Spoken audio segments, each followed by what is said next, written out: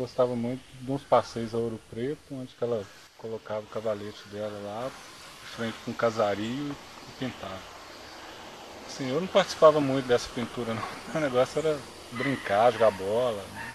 Futebol foi, e o esporte foi a minha primeira experiência profissional, assim. Quando eu entrei na universidade, aí eu ficava desenhando no caderno, assim. Aí tinha uma turma que trabalhava a parte gráfica do DA e eu comecei a participar dessa turma, decorar o DA para as festas. Eu acho que é inato ao ser humano essa capacidade criativa, assim. Eu comecei de repente, do nada, o professor, ó, você começa a copiar essa garrafa aqui e com o tempo, 2, 3 semanas, já estava fazendo a garrafa. Isso desenho de observação. O de criação, o que eu tinha no caderno, ele achava muito legal. Ah, vai por aí, vai inventando, vai inventando. Aí eu acabei passando no vestibular na Guiné.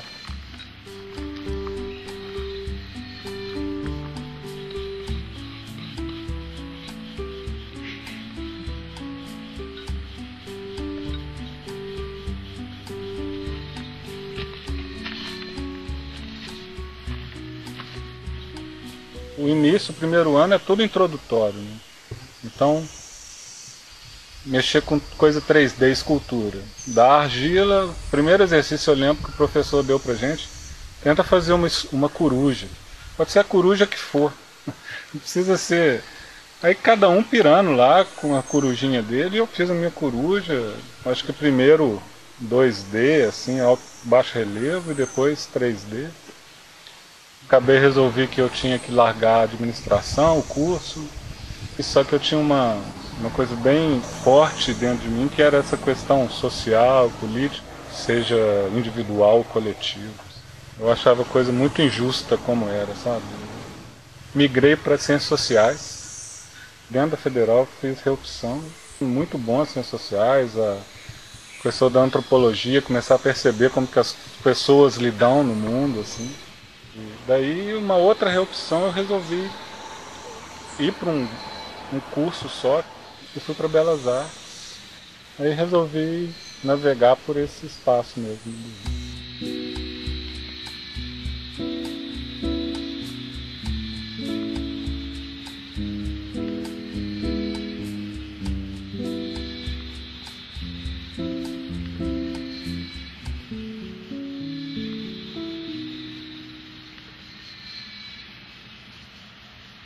Hoje, recentemente, essa tecnologia do movimento da mão, né? Que a mão sempre foi assim, se você vai estudar um pouco de antropologia, o início da cultura humana, mexer os dedos, essa capacidade do ser humano mexer a mão e os dedos, ele começa a manipular um monte de coisa, cria ferramentas e aí começa todo esse processo. E de repente agora, esse movimento, né? E as crianças estão nascendo com ele agora. Uma criança, em 2 anos, já não é mais o computador, ela já vai para o pad. E ali é que se movimenta. Parece uma dança, né, se você for pensar assim. Agora vem essa nova tecnologia que você não precisa mais estar em contato. Seu gesto já vai mudando a voz. Né? Essa pintura ela tem muito a ver com tecnologia, porque o projeto dela ele está vinculado com o exercício que eu faço com Photoshop, de manipulação na fotografia. Assim. Eu fiz alguns exercícios onde que eu uso mais ou menos esse formato e aí eu manipulo a imagem criando esse volume aqui meio que orgânico. Eu me sinto seguro com essa forma e daí eu vou trabalhando ela. Eu fiz esse projetinho no Photoshop, desenhei, fiz layers, né? As flores são layers sobre as fotografias.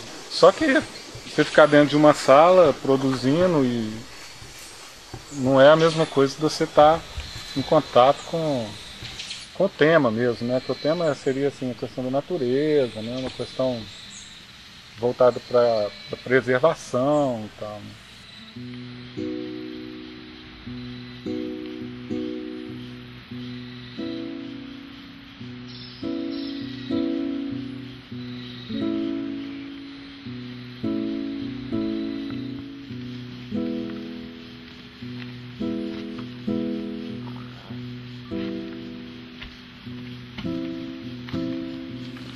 Teve aquele trabalho sobre o Parque Municipal de Belo Horizonte. Era uma coisa assim, impossível de se concretizar, né? Mas a ideia ela veio de um trabalho de manipulação fotográfica, porque Belo Horizonte foi formado dentro da Contorno, e lá se construíram prédios.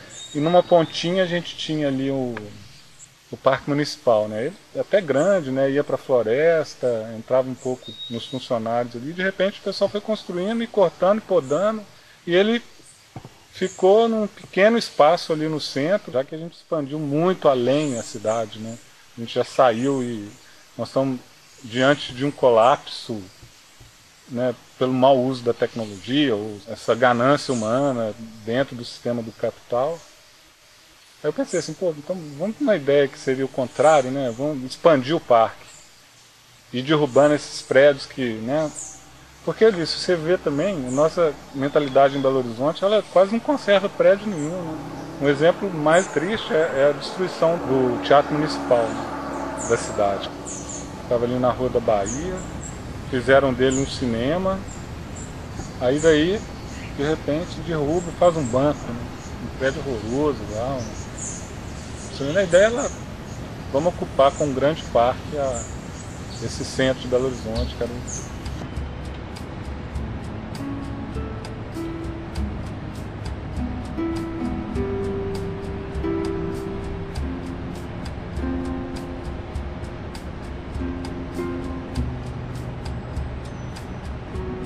Então, aí eu fui estudar mais, dei continuidade, eu fui fazer um mestrado que era mídias combinadas.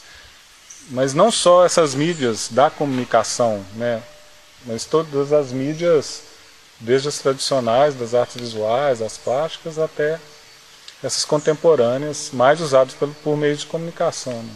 E daí eu consegui manipular a imagem, fazer um vídeo que levasse uma ideia para reforçar aquilo, e o som, né?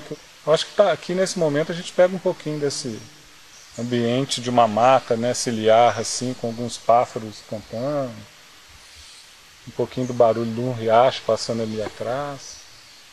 Era a tentativa de colocar essas coisas juntas, né? Tanto as reais, né, que a gente pode sentir, palpar, quanto as virtuais, né, que a gente inventa para reforçar a coisa, talvez. Mostrar para o aluno questões relativas à história desse processo é fundamental para ele entender, se situar. A relação daquele momento, né, histórico com a sociedade da época, o que estava acontecendo. Eu trabalho muito com um público, a gente vai dizer assim, mais carente socialmente, economicamente, né?